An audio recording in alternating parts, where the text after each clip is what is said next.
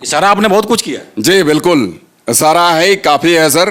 अब हेमंत जी भी ये देख लेंगे, उनको भी समझ में आ जाएगा। हमारे यहाँ के बच्चों को रोजगार दें, जिसका जितना टैलेंट है उस आधार पर रोजगार मिलना चाहिए, ना कि आप हमारे यूपीएससी कंप्लीट करने वाले को आप मुर्गी बेचवाइएगा, अंडा बेचवाइएगा। ये बेहतर नहीं है और ऐसे चीजों का हम हमेशा ही विरोध करते हैं।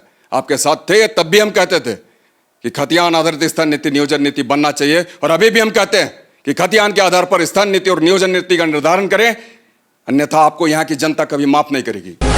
मतलब यहाँ के 3.25 करोड़ लोगों ने जो सरकार बनाया है, ये लोग सब बोका लोग हैं क्या जी? हैं? ये लोग कितना दिन तक हम लोग को बोका बुझेगा? हैं? चिंता मत करो, यही बोका लोग अब तुम लोग को इतना ठोकेगा कि जीवन में फिर राजनीति करना नहीं सकते। जब किसी का दिमाग में दिवालियापन हो जाए तो इसी तरह की बातों का, शब्दों का प्रयोग करता है। तो भाई कम से कम बाहर के लोग समझते हैं तो आप तो समझिए कि हम यहाँ के लोग हैं जो कि आदिवासी मूलवासी हैं, बोका नहीं है। और ये ठोकने ठाकने की बात नहीं है। आपने हमें हमारे यहाँ के टैलेंटेड बच्चों को ठगने का काम किया है, ठोकने का काम किया है, यहाँ के टैलेंट को कुचलने का काम किया है। आप बताना चाह रहे हैं कि ये बोका लोग ठोकेगा? अरे आपने कौन सा काम कर दिया? आपने कौन सा बेहतर काम कर दिया है? आपने कौन सा आदिवासी और मूलवासी का काम कर दिया है? हमारे यहाँ के बच्चे हैं, एक एक में टैलेंट है, वो हमारे बीडीओ सीओ संभालेंगे, बनेंगे, हमारे डीएसपी बनेंगे, हमारे टीचर बनेंगे, प्रोफेसर बनेंगे, इंजीनियर, डॉक्टर बनेंगे। तो ये हमारे यहाँ का टैलेंट है। और हमारे यहाँ के टैलेंट को वो कहते क्या है कि आप अंडा बेचो, मुर्गी बेचो, सुअर पालो, तो आप ट्रैक्टर चलाओ। तो आप आखिर किसे मूर्ख समझ रहे हैं? आप आखिर बोका किसे समझ रहे हैं? इनका कतई कभी मानसिकता रहा नहीं कि हमारे यहाँ पर खतियान आधारित स्थान नीति और नियोजन नीति बना दें। ये तो अंडर प्रेशर वो काम किए हैं और बनाने का काम किए हैं।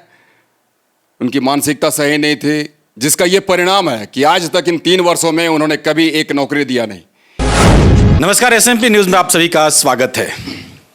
जैसा कि आप सभी को पता है कि 1932 आधारित जो विधेयक था वो आपको राजभवन से वापस हो गया है। उस मुद्दे पर हम नहीं चलेंगे, क्यों हुआ, कैसे हुआ, क्या खामियां हैं, हम उससे आगे बढ़ते हैं। ये 1932 के खतियान यदि हम बात करें या स्थानीयों की बात करें, अमित महतो अपने उबाल से जाने जाते हैं। लगातार जो बातें करते हैं वो सीधी और चुनौती भरी। क्या अमित महतो फिर से एक बार, यदि हम बात करें, एक बार फिर से आक्रामक तेवर वो उनको देखने को मिलेगा? अमित महतो जी से हम बात करते हैं। अमित दा, एसएमपी न्यूज में आपका स्वागत है। बहुत बहुत धन्यवाद सर। और आपके माध्यम से तमाम हमारे जो दर्शक हैं हमारे साथ जुड़े हुए, सबों को मेरा खतियानी जोहार। अमित दा, हमने देखा कि आपका वो तेवर, वो आक्रोश आपके अपने विधानसभा क्षेत्रों में सुनने को मिला, देखने को मिला, लेकिन जिस मुद्दे को लेकर आप जेएमएम से अलग हुए, हालांकि झारखंड के मुख्यमंत्री हेमंत सोरेन के करीबी, यहां तक कि आप उनके छोटे भाई कहलाते थे, लेकिन उन सभी रिश्तों को ठुकराते हुए स्थानीय नीति, नियोजन नीति, झारखंडियों के हित की बात करने के लिए आप अलग हुए। अब वो चीज, हालांकि ठीक है, बाद में उन्हें रियलाइज हुआ, लेकिन फिर से एक वो जो सामने एक चुनौती अब दिख रहा है, क्या कहेंगे? सबसे पहले तो हम बता दें कि जिस मुद्दे के साथ हम अलग हुए हैं, और आज भी हम उसी मुद्दे के साथ खड़े हैं। और ये हेमंत सोरेन जी, इनका कतई कभी मानसिकता रहा नहीं कि हमारे यहाँ पर खतियान आधारित स्थान नीति और नियोजन नीति बना दें। ये तो अंडर प्रेशर वो काम किए हैं और बनाने का काम किए हैं। उनकी मानसिकता सही नहीं थी, जिसका ये परिणाम है कि आज तक इन 3 वर्षों में उन्होंने कभी एक नौकरी दिया नहीं। ये जो 352 नौकरी की बात करते हैं, ये जो नौकरियां बात करते हैं 352 या 53, ये जो नौकरियां हुई हैं, इस पर उसका क्या रोल है? और दूसरी बात है कि ये जो हमारा झारखंड प्रदेश बना इन 22 वर्षों में, और उनका जो 3 साल का जो ये कार्यकाल रहा है, इन 3 सालों में हेमंत जी को ये जो कहनी थी 5 लाख नौकरी, जो ये कहते थे, कहाँ इन्होंने कभी किया? जब सर आप स्थानीय नीति को तय नहीं कर पाए, आप हमारे नियोजन को क्या तय करेंगे? तो ये इनकी मंशा स्पष्ट नहीं है और दूसरों को दोष देने से कोई बेहतर नहीं बन जाता है। मतलब आप ये कहना चाहते हैं कि वर्तमान मुख्यमंत्री का कथनी और करनी में अंतर है? जी बिल्कुल अंतर है। ये जो कहते हैं वो करते नहीं, हरगिज नहीं करते हैं। ये सिर्फ पोस्टर में लिखे होते हैं कि हम जो कहते हैं वो करते हैं, परंतु ऐसा नहीं है सर। इनकी मंशा साफ नहीं है और ये कतई झारखंड का हित नहीं सोचते हैं।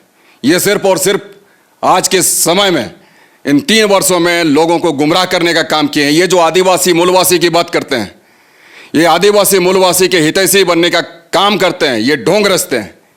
अगर ये आदिवासी और मूलवासी की बात करने वाले होते तो सचमुच में आज हमें हमारी पहचान मिल जाती, हमें हमारा अधिकार मिल जाता, परंतु ऐसा नहीं हुआ है।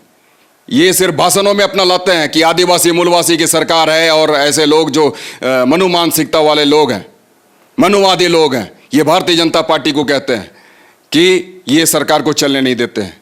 भाई आप फुल मेजोरिटी में, आपको रोका किसने है?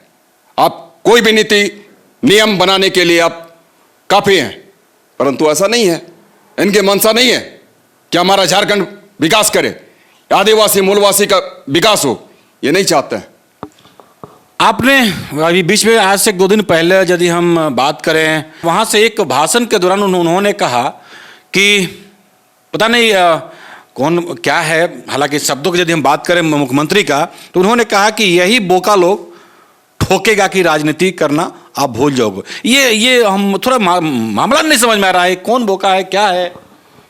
ये जो बोका उसने कहा है, ये हमारे यहाँ के लोगों को कहने का काम किए हैं कि बाहर के लोग हमें बोका समझते हैं और यही बोका लोग, मतलब उनको भी ये लगता है कि हमारे यहाँ के जो लोग हैं ये बोका हैं। बोका ये हमारे यहाँ का एक चलन वाला शब्द है सर, जिसका मतलब होता है बेवकूफ, बुड़बक, मूर्ख। तो भाई कम से कम बाहर के लोग समझते हैं तो आप तो समझिए कि हम यहाँ के लोग हैं जो कि आदिवासी मूलवासी हैं, बोका नहीं है। और ये ठोकने ठाकने की बात नहीं है। आपने हमें हमारे यहाँ के टैलेंटेड बच्चों को ठगने का काम किया है, ठोकने का काम किया है, यहाँ के टैलेंट को कुचलने का काम किया है। आप बताना चाह रहे हैं कि ये बोका लोग ठोकेगा? अरे आपने कौन सा काम कर दिया? आपने कौन सा बेहतर काम कर दिया है? आपने कौन सा आदिवासी और मूलवासी का काम कर दिया है? इन 3 वर्षों में आपने क्या किया है? पहले तो आप कहते रहे कि 1.5 वर्ष जो हमें मिले थे उस वक्त हमारी फुल मेजोरिटी नहीं थी, लेकिन आज ये 3 वर्ष जो आपको मिला हुआ है ये फुल मेजोरिटी नहीं तो फिर क्या है? और ऐसे समय में भी आपने क्या कह दिया कि 2 वर्ष हमारे कोरोना के थे। अब कोरोना के पीरियड में कौन नहीं जानता है कि आप घर बैठे भी नीति बना सकती है, लेकिन मानसिकता आपकी सही नहीं थी। गलत मानसिकता वाले, प्रवृत्ति वाले लोग आप अपने साथ रखे हुए हैं और आपकी मानसिकता भी स्पष्ट नहीं नजर आती है। तो इसलिए आपने नीति नहीं बनाई, आज तक कोई नियुक्ति नहीं दी आपने लोगों को, न पहचान मिली हमें, न हमारा सम्मान मिला, न हमें रोजगार मिला। ना रोजगार मिला। लेकिन रोजगार की यदि आप बात कर रहे हैं तो कुछ दिन पूर्व, हालांकि 1-2 बार मेरे ख्याल से मोराबादी में आपने देखा होगा कि वो टेंट लगा करके रोजगार बांटे गए थे। सर वही हमने कहा ना, ये 353 लोगों को रोजगार देकर आप किसको मूर्ख बनाने की कोशिश कर रहे हैं? इस पर आपका क्या रोल रहा है? तो आप 353 लोगों के लिए बने हुए थे या फिर 5 लाख जो लोग आप कहते थे हमेशा ही कि 5 लाख लोगों को हम रोजगार देंगे, यहाँ के लोग बाहर नहीं जाना पड़ेगा, जो भी हमारे प्रवासी मजदूर भाई बहने हमारे इस झारखंड प्रदेश में फिर से वापस आए हैं उसको हम यहीं पर नौकरी सुनिश्चित कराएंगे। आपने क्या किया? कभी आपने अपने कहने के अनुसार आपने कोई भी काम किया है? नहीं किया है। सरकार आपके द्वार के तहत अभी आप देख रहे होंगे कि ट्रैक्टर, स्कॉर्पियो, पता ना और क्या क्या बांट रहे हैं। सर सबसे पहले जो हमारा पहचान है वो तो दे दीजिए हमको। हमारे यहाँ के बच्चे ट्रैक्टर चलाने वाले और मुर्गी और अंडा बेचने वाला नहीं है, न सुअर फॉर्म खोलने वाले हैं। हमारे यहाँ के बच्चे हैं, एक एक में टैलेंट है, वो हमारे बीडीओ सीओ संभालेंगे, बनेंगे, हमारे डीएसपी बनेंगे, हमारे टीचर बनेंगे, प्रोफेसर बनेंगे, इंजीनियर, डॉक्टर बनेंगे। तो ये हमारे यहाँ का टैलेंट है। और हमारे यहाँ के टैलेंट को वो कहते क्या है कि आप अंडा बेचो, मुर्गी बेचो, सुअर पालो, तो आप ट्रैक्टर चलाओ। तो आप आखिर किसे मूर्ख समझ रहे हैं? आप आखिर बोका किसे समझ रहे हैं? हमारे यहाँ के टैलेंटेड बच्चों को आप कुचलने का प्रयास करते हैं, दबाने का काम कर रहे हैं। हमारे यहाँ के बच्चों को रोजगार दें, जिसका जितना टैलेंट है उस आधार पर रोजगार मिलना चाहिए, ना कि आप हमारे यूपीएससी कंप्लीट करने वाले को आप मुर्गी बेचवाइएगा, अंडा बेचवाइएगा। ये बेहतर नहीं है और ऐसे चीजों का हम हमेशा ही विरोध करते हैं। आपके साथ थे तब भी हम कहते थे कि खतियान आधारित स्थान नीति, नियोजन नीति बनना चाहिए, और अभी भी हम कहते हैं कि खतियान के आधार पर स्थान नीति और नियोजन नीति का निर्धारण करें, अन्यथा आपको यहाँ की जनता कभी माफ नहीं करेगी। यहाँ की जनता आपको माफ नहीं करेगी, लेकिन जैसा कि हमने बीच में आपने वीडियो सीओ की बात किया था, तो कुछ शायद जुआओं को वो भी मिला था। सर वही तो बोल रहे हैं, 6 जेपीएससी हमेशा ही विरोध किया इन्होंने कि हमारे यहाँ जितने भी जेपीएससी हुए हैं गलत हुए हैं, लेकिन फिर इन्होंने 6 जेपीएससी का प्रकाशन करवाया।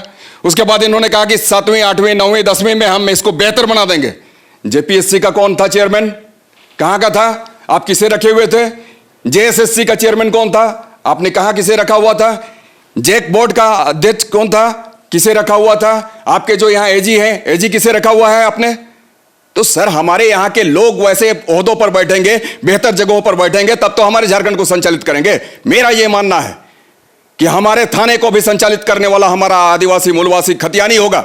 हमारा यहाँ का जो ब्लॉक होगा, अंचल होगा, या फिर जिला मुख्यालय होगा, मंत्रालय होगा, सचिवालय होगा, एक एक जगहों को संचालित करने वाला हमारा खतियानी होगा। तभी हमारा झारखंड समृद्ध हो सकता है, खुशहाल हो सकता है, आगे बढ़ सकता है। नहीं तो आपकी इस पॉलिसी से, जिस पॉलिसी के तहत, जिस ढर्रे के तहत आप आगे बढ़ने की कोशिश कर रहे हैं, कतई नहीं हमारा झारखंड आगे नहीं बढ़ेगा, हमारा झारखंड गर्त में जाएगा। झारखंड गर्त में जाएगा। थाना के इन्होंने बात किया, लेकिन हम आपको बताते चले कि का एक बयान आया था कि जो सबसे पहले पैर पे चढ़ जाएगा, उतर जाएगा, उसकी बहाली पुलिस में हो जाएगी। क्या वो बहाली हुई? ये था गुरुजी का बयान। गुरुजी की तुलना में ये कहीं कुछ नहीं है। गुरुजी के तुलना में अगर आज 1 पैसा भी ये होते हेमंत जी, हालांकि उनके पुत्र हैं, अगर 1 पैसा भी होते तो हमारे झारखंड का कल्याण सुनिश्चित हो जाता, हमारा झारखंड आगे बढ़ना शुरू हो जाता, हमारा झारखंड विकास के मार्ग पर दौड़ना शुरू हो जाता। लेकिन इनकी वो प्रवृत्ति ही नहीं है। जिस क्षेत्र से आप आते हैं, मैं जब गया था वहां, तो मैंने देखा कि भाई वो जैसा कि लोग बता रहे थे वहां पर कि नक्सल एरिया है, और जिस तरह उतना बड़ा थाना में 2 जवान 1 अधिकारी बैठे हुए हैं, तो आपको नहीं लगता है कि कहीं ना कहीं लचर व्यवस्था है कानून को लेकर के? बिल्कुल लचर व्यवस्था है सर, पूरी तरीके से। हर एक जगहों पर हमारी ढेर सारी रिक्तियां हैं। अब पुलिस विभाग की बात करें तो अगर 4 थाना प्रभारी हैं तो वहां पर हमारे 5 सिपाही हैं। अब ऐसे में हमारा थाना कैसे चलेगा? हमारा स्वास्थ्य विभाग कैसे चलेगा? हमारा जिला कैसे चलेगा? अंचल कैसे चलेगा? हमारा ब्लॉक कैसे चलेगा? हर एक जगह हमारे लोगों की कमी है, मैन पावर का अभाव है। और ऐसे परिस्थिति में भी आज तक इन्होंने अपने आप को यहां पर स्थान नीति साबित किया बेहतर, ना ही हमें नियोजन देने का काम किया, ना ही नियोजन देने का काम किया। लेकिन आपको हम बताते चले कि सरकार के 3 साल पूरे हो गए हैं, 4था साल चल रहा है। यदि हम मुद्दे की बात करें, रोजगार की बात करें, हालांकि कई जगहों से ये हम बात करते हैं, इन सभी चीज़ों को यदि मिलाकर देखें तो कई लोग आज के डेट में नंबर दे रहे हैं सरकार को। क्या कहेंगे अमित महतो? 3 साल बीत गए, आज झारखंड कहाँ है? ठीक है, एक और हमने देखा था कि जब भी झारखंडियों की बात आती है, ये भाजपा वाले उसे मुख्य गद्दी पर बैठाने का काम नहीं करते हैं, चाहे वो बाबूलाल मरांडी जी हों, चाहे अर्जुन मुंडा जी हों। मतलब उसी बयान में, उसी भाषण में उन्होंने कहा था, लेकिन कोई छत्तीसगढ़ से आता है, वो 5 साल से राज्य को चलाता है, तो कहीं ना कहीं झारखंड के हितों की बात वो आदमी कभी नहीं करेगा। तो यदि रोजगार की बात करें या सभी चीजों को देखें हम, तो इस बयान को आप कैसे लेते हैं? सर ये देखिए, ये भारतीय जनता पार्टी चूंकि सेंट्रल पार्टी है, वो कहीं से भी कोई भी व्यक्ति आगे चुनाव लड़ सकता है, कहीं की कुर्सी को संभाल सकता है, ये उनका अपना निर्णय होता है। लेकिन मेरा ये मानना है सर, अभी 3 साल का जो मौका मिला था हेमंत जी को, ये तो कम से कम बेहतर काम करते, ये दूसरों को कोसना बंद करें। सबसे पहले जो इनका अपना कर्तव्य बनता है, अपने कर्तव्यों का निर्वहन होना चाहिए था। ये तो उतने दिनों तक कोसते रह गए। इनको जब मौका मिला, आपने क्या किया? आपने यहाँ के लिए सिवाय ठगने छलने का और कुछ नहीं काम किया है। सिर्फ और सिर्फ आदिवासी और मूलवासी का नाम लेते हैं। आदिवासी मूलवासी की कितने सम्मान करते हैं ये आप देखते हैं। उनके इर्द गिर्द कितने लोग आदिवासी और मूलवासी हैं, कितने लोग आदिवासी और मूलवासी आज हमारे यहाँ पर बेहतर ओहदों पर हैं बैठे हुए, कितने लोग हैं। हालांकि इसी सवाल को वो भी मन से करते आए कि आज हमारे यदि हम स्थानीय लोगों की बात करें, झारखंडियों की बात करें, तो उच्च पद पे कहाँ है लोग? तो सर कौन करेगा? आखिर करने वाले कौन है? किनको दायित्व मिला हुआ है? आप मुख्यमंत्री हैं सर, तो मुख्यमंत्री के ऊपर तो सिर्फ प्रधानमंत्री होता है।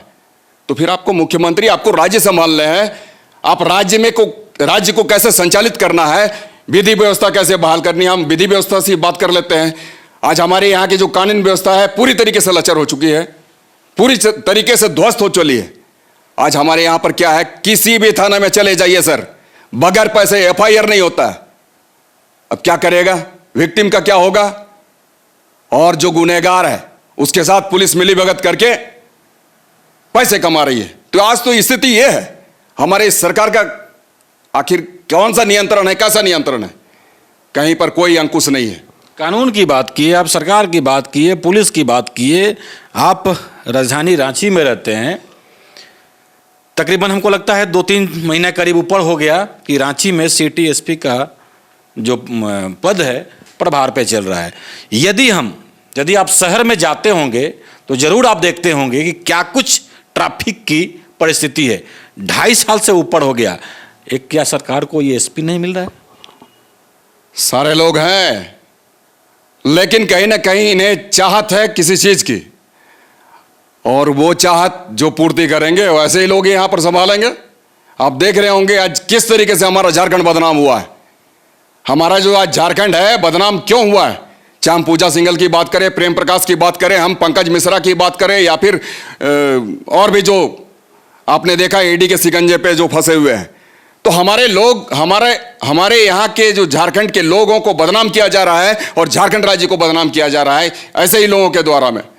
तो सर ये हमारी परंपरा नहीं है और ऐसे हमारा झारखंड विकसित नहीं हो सकता है। एसपी क्यों नहीं मिल रहा है, सवाल तो यही है। हमने कहा सर, इशारा आपने बहुत कुछ किया। जी बिल्कुल, इशारा है ही काफी है सर। अब हेमंत जी भी ये देख लेंगे, उनको भी समझ में आ जाएगा। मतलब ये आपका साफ करना है कि यदि आपको इतना ही दिक्कत है तो आप साइड क्यों न हो जाते? बिल्कुल सर, हमने आज नहीं काफी पहले कहा है। जब लोबिन जी का पहला स्टेटमेंट आया था तो उस वक्त भी आप जैसे मीडिया बंधु हमें ये प्रश्न किए थे। हमने कहा था कि पार्टी में रहकर ये सारी अशोभनीय बातें नहीं करनी चाहिए। चलते चलते क्या सलाह देंगे माननीय मुख्यमंत्री को, क्योंकि आप देख रहे हैं कि अब छात्रों में भी उबाल दिख रहा है। अब मेरा तो सर एक ही सलाह है, आग्रह है, विनती निवेदन है कि जिस उत्साह, जिस जोशो जुनून के साथ में आपको लोगों ने शिखर पर पहुंचाया है, जिस कुर्सी पर आपने विराजने का मौका जिसे मिला, आपको मिला, उसकी लाज रखें और यहाँ के खतियानियों के हित में काम करें। एक एक हमारे यहाँ के बच्चों को रोजगार देने का काम करें। आपने सुना तो ये थे सिल्ली के पूर्व विधायक अमित महतो। अगले खबर में हम देखेंगे और सुनेंगे कि यदि हम स्थानीय की बात करते हैं और 1932 की बात करते हैं तो बड़ी चुनौती लेकर के आप सभी के पास वो आ रहे हैं। और ये जो रणनीति है, ये रणनीति कहां तक जाती है यह भी देखने वाली बात होगी। लेकिन ये उबाल, ये आक्रोश और सरकार को ही नहीं, यदि हम बात करें तो झारखंड के मुख्यमंत्री हेमंत सोरेन के लिए चैलेंज है, जो इन्होंने अपने शब्दों में बयां किया है सवाल के तौर पे कि जवाब दीजिए आप, घोषणा बंद कीजिए आप। बहरहाल देखने वाली बात होगी कि क्या कुछ होता है 1932 को लेकर के। और वहीं यदि हम झारखंडियों की बात करें तो झारखंडियों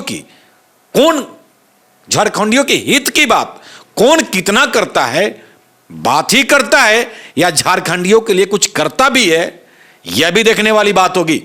लेकिन क्या है रणनीति सिल्ली के पूर्व विधायक अमित महतो का, हम इस खबर के बाद देखते हैं। इसे जरूर देखें, जो तैयारी है वो बड़ी तैयारी है और वो आपके पास पहुंच रहे हैं। कैसे पहुंच रहे हैं, जब मैंने भी सुना इस बात को तो मुझे भी लगा कि भाई जो एसी में चलते हो, जो महलों में रहते हो, वो इस तरह से जाना और आपके बीच रहना यह संभव नहीं लग रहा है। लेकिन यह कैसे होगा, आइए हम देखते हैं अगले खबर में। तो आज की खबर में बस इतना ही। बने रहे SMP न्यूज के साथ, अपना ख्याल रखें, क्योंकि आपसे हम, आप है हमारी ताकत। लेटेस्ट अपडेट के लिए हमारे फेसबुक पेज को फॉलो और लाइक जरूर करें, तो वहीं विस्तृत खबरों के लिए हमारे YouTube चैनल को सब्सक्राइब जरूर करें। आप सभी का बहुत बहुत धन्यवाद।